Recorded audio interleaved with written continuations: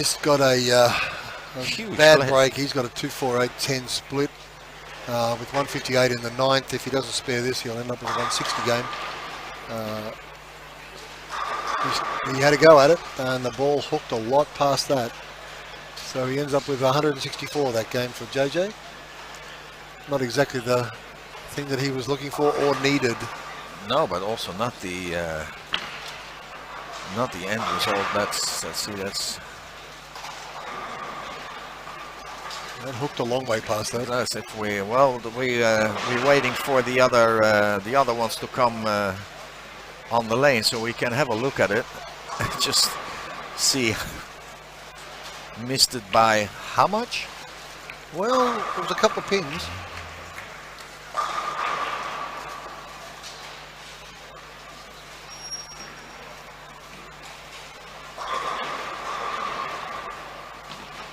And it hooked straight past. Oh, that was a few feet before the pins that went left. So Christopher Sloan gets a double 9-10, then a 7 split. So he'll end up with, if he makes 2 out of this split, 219. So he hasn't done himself any damage.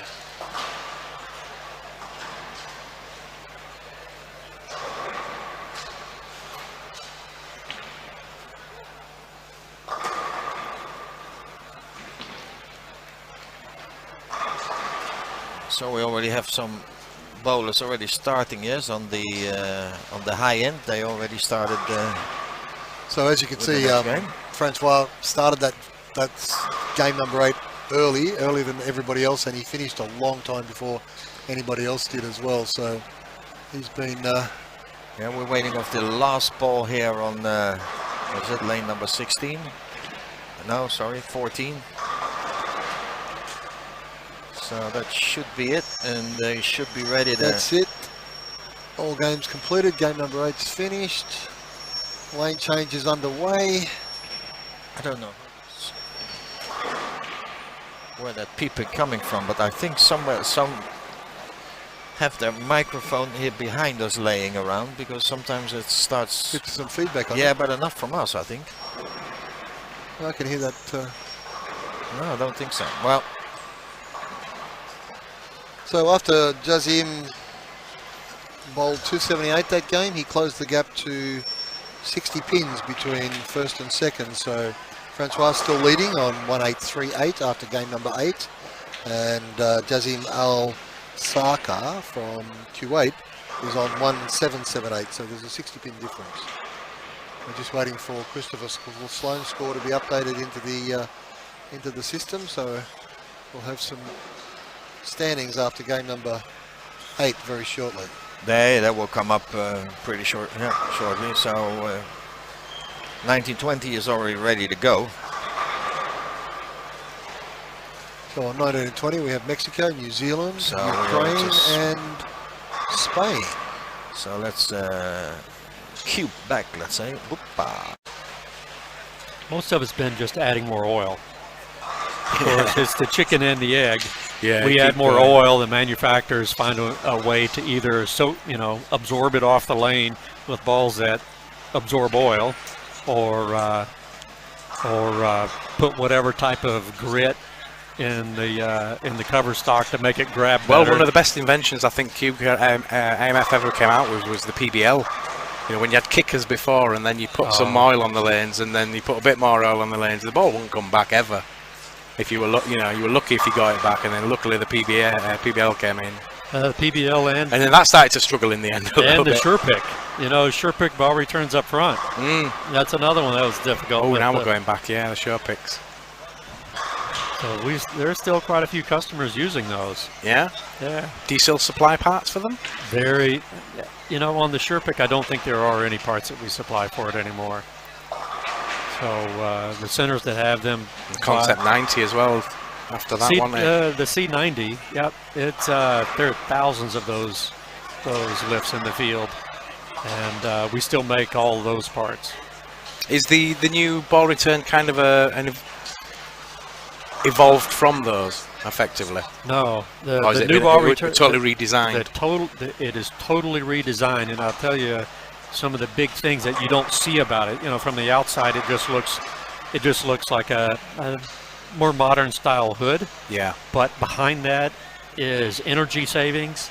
The motors only run when they have to run.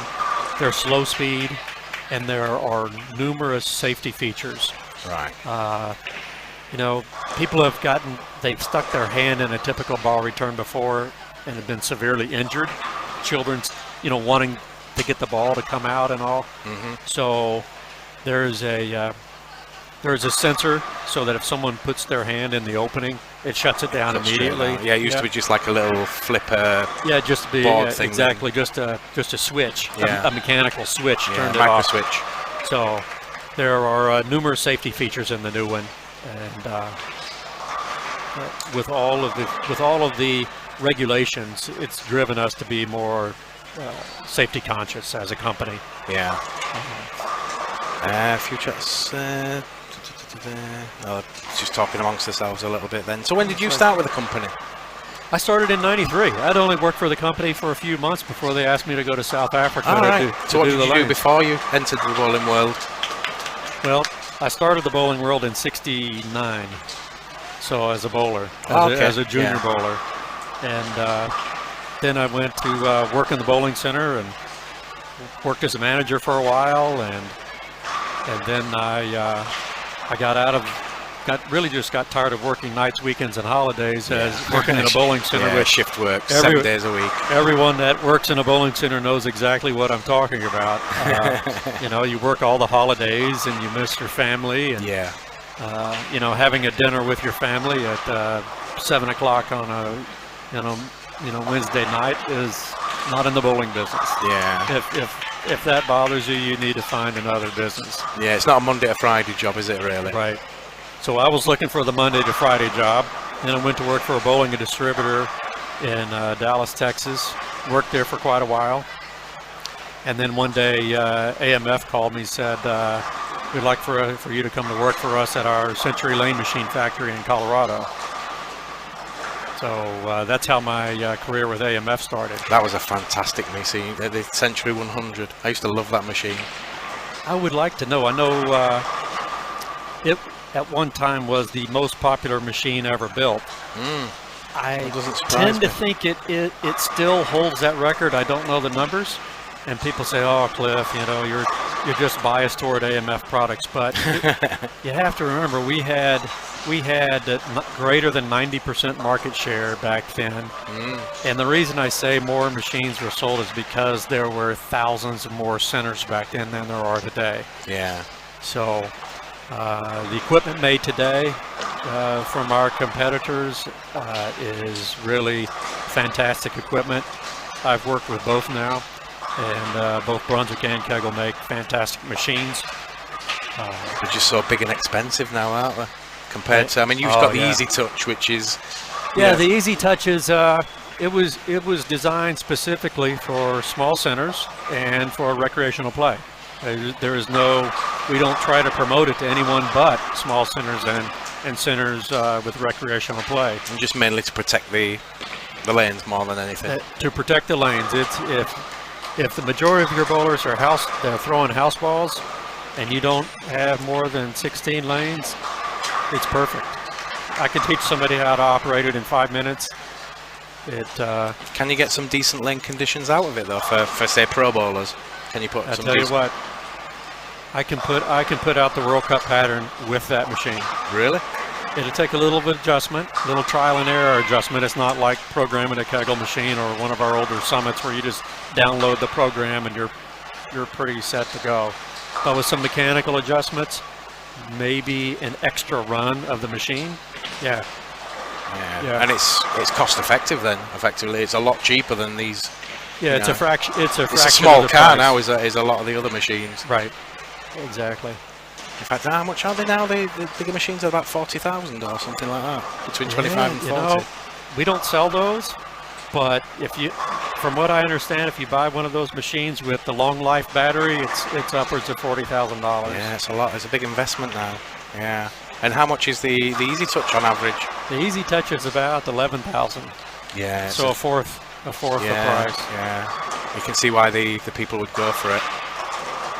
And to be honest, a lot of the recreational centres, lane dressing is not high on the priority list sometimes, is it?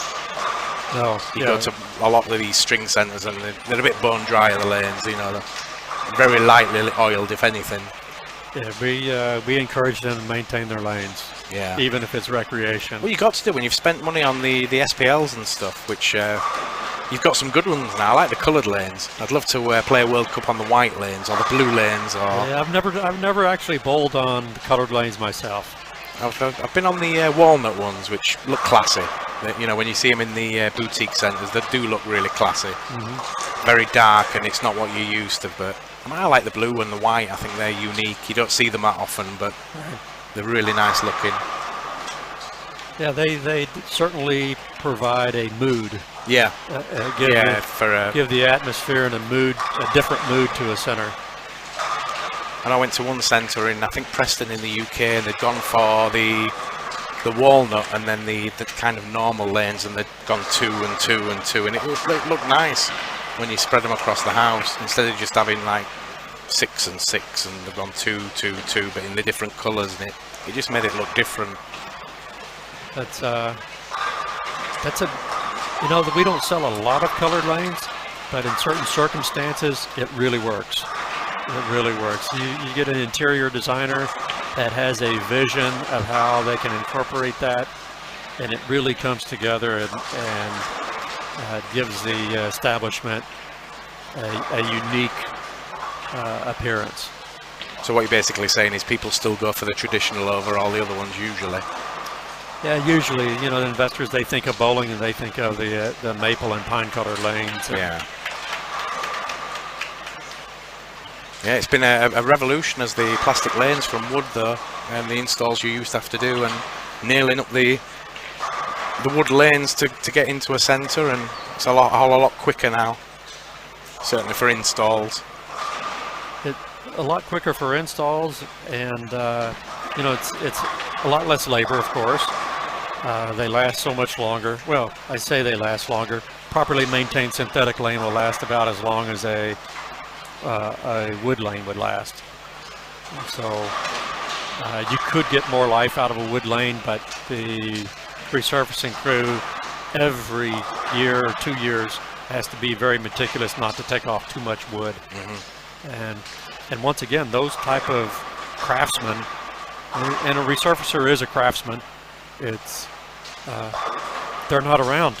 They're not around. And those fuller wood lanes, and younger generations just aren't looking for that type of difficult career. To get hold of a super sander as well, isn't it, to level them, and those big machines that they used to have kicking around. And I remember when you got a resurface, they had it all plasticed up, and you couldn't get to it because dust would go everywhere if you didn't plastic up the approach, and then you had to lacquer them, and there's a lot of work went into the lanes. Now it's just flip a panel, and I remember the early days of plastic, people didn't like them. You know, they played a lot slicker than wood, I think, initially. Well, they played different. The bowling balls weren't designed for them really at that time. They assumed it would play like wood. It sounds different. There is one downside to synthetic lanes, and that is topography. You know, when you have a wood lane, the resurfacing company comes out every couple of years, and they put their super sander down and they adjust it, and they level the lanes to, when I was sanding lanes for a period of time, we would level the lanes to less than 10,000ths of an inch in cross tilt. And that would be every part of the lane from literally the foul line through the pin deck. Yeah. Synthetic lanes are completely different because that type of maintenance is not done. You know, you don't have someone inspecting every foot of the lane every 2 years to make sure it's within specification. Right. And unfortunately, after the bowling center's installed, they may not be checked again for many, many years. Yeah, and I guess after all, I mean, a new install after 2 years, they're going to move around a little bit. Certainly. For sure, yeah. They're going to move around. All right, so we're just going up to halfway of game 4, I think. Yep, game 4. Have you any predictions of all the players that you've seen? Do you think it's going to be in the top 4 at the end? Of course, I think the past champions are going to make it. I think the U.S. player's probably going to, he's going to make a run. He's definitely going to make a run. Yeah. He's going to calm down. Kelly's going to take some beating anyway. I think Kelly in the females is going to take some beating. You think so? I think so. Yeah, she wants this. She's never had a chance to play it. She's going to be dishing it out or receiving a beating. No, I think she's going to be dishing it out. I think so too. Yeah.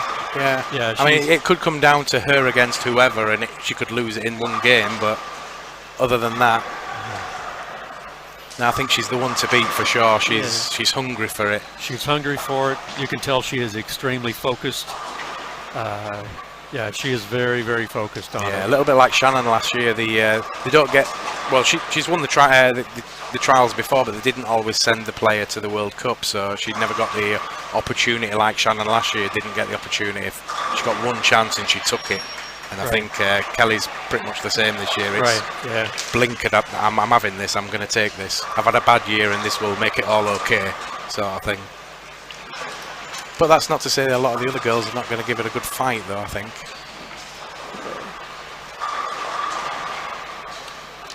Yeah, just looking at the women's sheet here for the last block. And Malaysia, Amir. Two-time champion. She's always up there. Runner-up the year after that. The Korean's good. The Korean girl. The Korean women's team is just amazing. Just amazing. They dominate in golf, and they can dominate in bowling as well. They have a very, very good sports mind. The women in Korea. Which are the emerging regions at the moment then for the company? Have you still got new countries coming online all the time? And well, it is.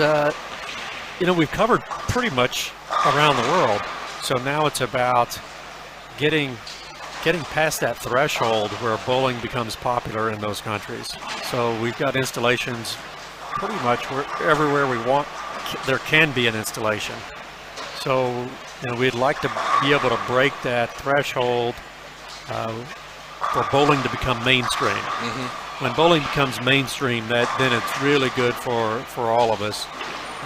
Some countries like that would be India, the Eastern European countries. They're all ripe for bowling becoming mainstream. It also has to become affordable, and the residents of those countries have to be able to afford recreation like bowling. Yeah. I always think it's in the top 3 or 4 of things to do if you're a family. You go to the cinema or you go for a meal, or bowling's, it's in the top 5. It doesn't take long to get to, let's go bowling. It's always been a popular thing. And I think it's coming back in a big way last few years. The PBA seems to be doing well now, getting it more on TV and getting it into the people's psyche again. It's all the chains in the UK, for instance, are doing good business. They are, and the well-run centers that are progressive and that look at things like string machines and recreation bowling, and they have good marketing, and they are doing extremely well. We see it with the Bolero centers in the U.S. as well. Yes, there are some pockets that they, for a variety of reasons, whether it's real estate value or other reasons that aren't directly related to their business, they have to close some centers. But they're also building centers. Yeah. And the new centers they're building are just fantastic. What's the biggest centre QubicaAMF have ever built in the last few years? Lane number wise? The biggest one in my time with QubicaAMF actually is with AMF. Was the 100 lane center we built in Beijing. Yeah? 100 lanes, one row, no poles. Wow. You need a skateboard or a motorbike to get from one end to the other. You go into a 100 lane center and look from lane 1 to lane 100 in a row. And what we got here, 40, so it's double this and then some. Yeah. And then another 20. That's big. That's big. Yeah. I wouldn't want to work there. No, can you imagine? You must have teams of techs. Yeah. You know, down on lane 1 and then you've got a sweep down on kind of 96. You've got to get down there. It was always bad when I worked in a 30-lane centre, and you had, you know, we had the workshop on just at the side of lane 1, so you dreaded any time 29 or 30 came in, because you knew you had to run all the way down and all the way back. But it kept you fit, I must admit, it kept you fit. So when was the last time you worked on machines that side? You must have done everything over the time. I mean, you've done management, but you'll have worked on machines as well. The last time I turned a wrench on, and actually it wasn't on AMF machines, the center I worked in was Brunswick Jetback Center. That was built in the 50s. Wow. So that would have been like 1984. Yeah. That was the last time. Oh no, it would have been before that, because I was in management at that point. So it'd have to be, you know, probably 1979, that area, since I actually worked on. Wow, long time. All right. What's happening on the lanes in front of us? The German guy seems to be going okay now. Yeah, we should be getting results from game 3 here. No. Yeah, you get talking away and then you forget about what's going on the lanes. You're hoping that people tell you what's going on. We haven't had any big shouts for a while, so the scores look like they're calming down a little bit. We did start with quite a few big games initially. Yeah. On the chat.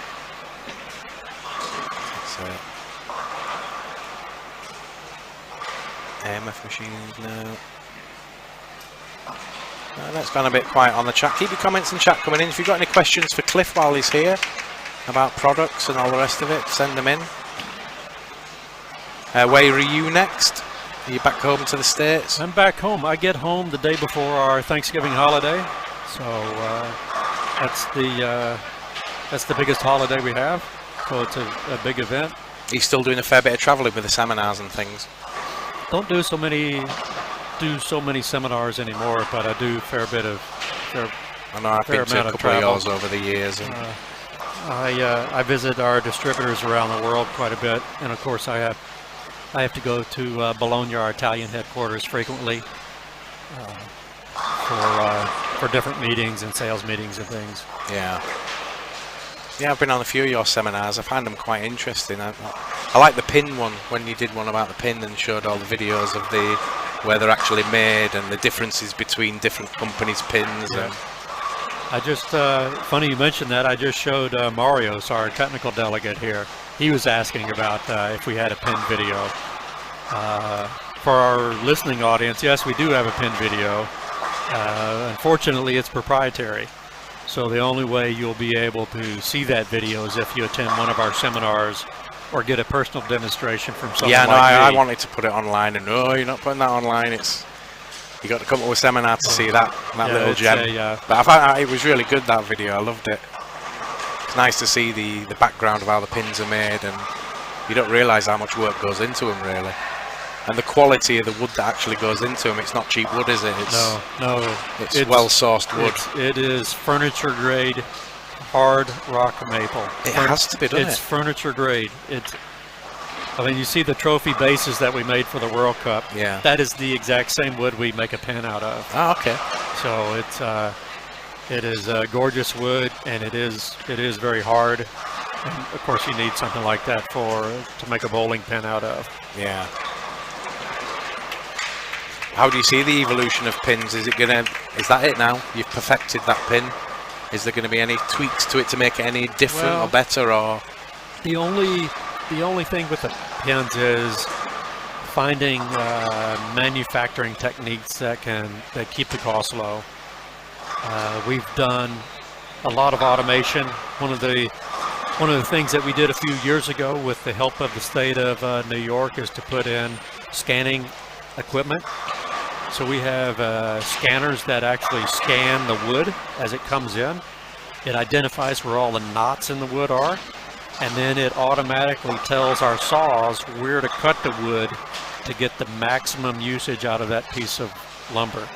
Okay. So before we would have like a grader, they're called graders, and it's literally it's an expert in wood that looks at the piece of wood and marks it with a crayon, and then it's manually, when it goes to someone at the saw, they would manually cut it based on where his mark is. And of course that's expensive and slow and not very efficient. With the electronic scanner, which looks like a medical MRI machine, where it goes through and scans the board, it's literally a fraction of a second, and the board is marked and it automatically goes to the saw. The board is automatically cut without any human intervention. Wow, that's clever. So it's doing more things like that to make it more efficient. If you were to take that pin and take it to like a carpenter or something and say, you know, make me something like this, the cost would be 4 or 5 times as much. Yeah. So the automation is really critical, as well as the wood supply. Wood supply is based on the furniture market. So, you know, I mentioned that it is furniture grade maple. Well, if the interior designers and decorators, if this year is like we want all the kitchen cabinetry, the end thing is maple cabinets, then the cost of maple goes up. The quality of what we're able to get goes down. So it is, you know, that's a big price driver. Have you had many years where that's the case, where it's been difficult to source it? No, not too much. It hasn't happened in probably more than 10 years. So, but we do keep a large stockpile of maple on hand because the price does fluctuate quite a bit. So when the prices are low, we buy. You know, we fill up on our stock of raw material maple. Yeah. Ah, interesting. What's Rick doing here? We're just coming up to the end of the game then. We should get some scores. We've still not got the scores after 3 yet, but I think we've got them on the board behind us. Francois Lou still top with Jassim Alsucker in second. Oliver Morrig up into third now. So the German's made a run, but he's a good 6 pins a game behind on a 214 average, and second is 220. Chris Sloan up in fifth, I think. So it's all changing round. Question there: will all the PBA events eventually be held exclusively at AMF Bolero centres in the future? It's not something I don't think we can answer. No, I can. They have had a press release. Oh, have they? Of course, for our audience, there is absolutely no connection between Bolero and QubicaAMF, and yeah, there hasn't been in quite some time.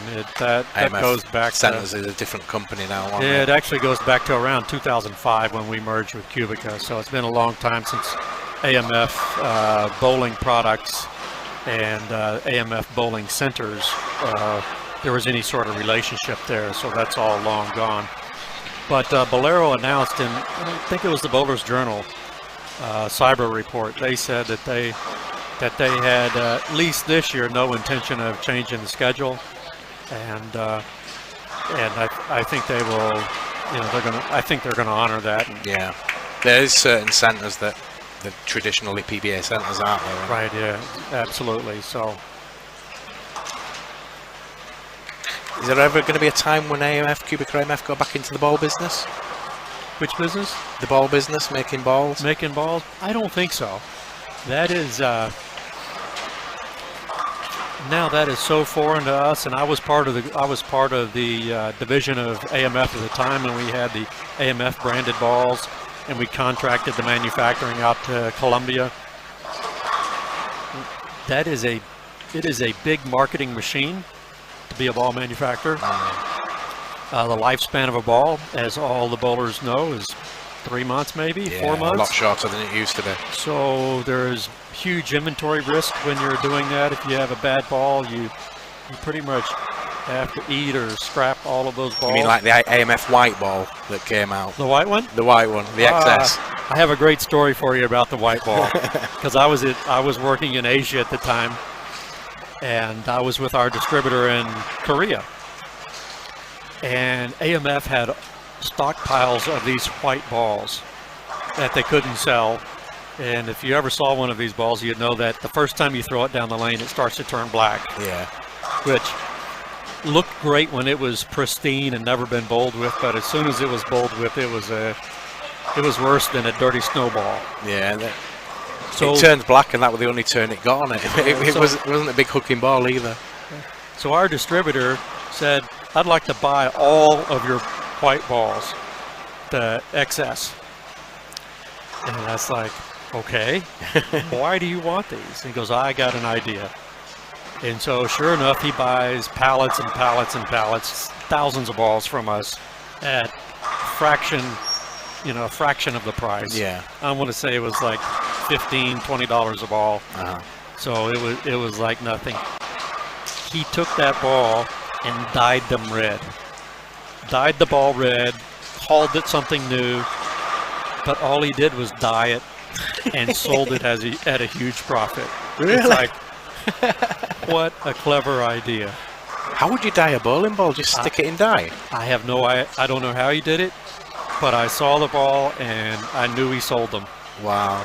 So if anybody out there in the world has got a red XS, we'd love to see it. Yeah. Oh, that's a good story. Yeah, that was a terrible ball, let's be honest. That would have been 1997. That would have been 1997 he did that. But the company did make some really good balls over the years. I remember the gold angle was the ball to have at one stage, and the black angle as well. That was my go-to ball when I was competing. The black angle. I even had the grey angle. For my spares. I used the grey angle a lot as well. Never could throw the gold angle though. Yeah. Too much hook for me back then. And then some of the good balls came out, like the Ninja and the Sumo. People still love the Sumo and Ninja. Yeah, they did make some good balls, did the company, over the years. The Ninja ball was one of the, it was the top selling ball in Asia for helicopter players. Yeah? Yeah, they were still asking for it. It was made a little differently. The core was shifted down so that where you would normally have like a pancake weight block or something under the grip, the whole core was just shifted down a little bit, so the cover stock was a little thicker where the center of gravity was, and the helicopter players felt like it was more consistent spin. Right, okay. So we have got some love for the XS. I loved my white XS, says Dana. Yeah, I don't remember too many people saying they loved their XS. It looked nice for, like you say, for about half a game, if that. Right, yeah. It was like, let's have a white ball. Oh, doesn't it look nice? And so do you remember the ultra angle? I do remember the ultra angle, yeah. The first ball with track flare. Oh, yeah. So it had track flare, and everyone, including myself at the time, considered that a defect. Track flare, it wobbles going down the lane. It's no good. No, yeah. Look how it went. Yeah. Yeah, I think AMF balls are still made though. I think. AMF balls are still made. They're made by 900 Global. So we don't get them in the UK, so we've not heard of any AMF balls for a long time. Yeah, they make those under license from us. So they're responsible for the distribution, marketing, everything about the brand for AMF.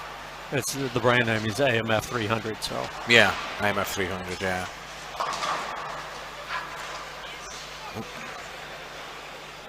See if we've got any more questions then before we let you go, Cliff. It's been a pleasure talking to you. Yeah, it's been a lot of fun. Oh, the Power Up Slam, great AMF ball, says Dana. Oh yeah, the Power Up series. So I'll give you the backstory behind the Power Up series. This would have been in the late 90s, and AMF at the time had got a little bit tired of the ball launch sequence of every 3 months, and we would have to give our international distributors like 2 months notice, and word would leak out, and then they would try to get the international market to ship balls into the U.S., the gray market going back to the U.S. And so at that time they wanted to launch 4 balls for the year and launch them all at one time.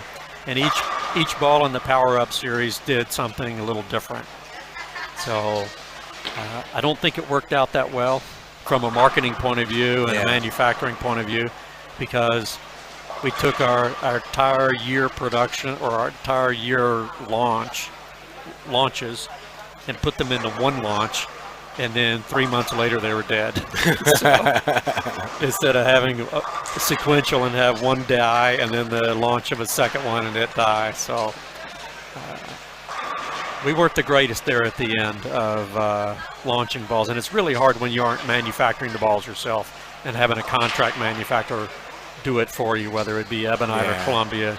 We both of those companies made balls for AMF in the day.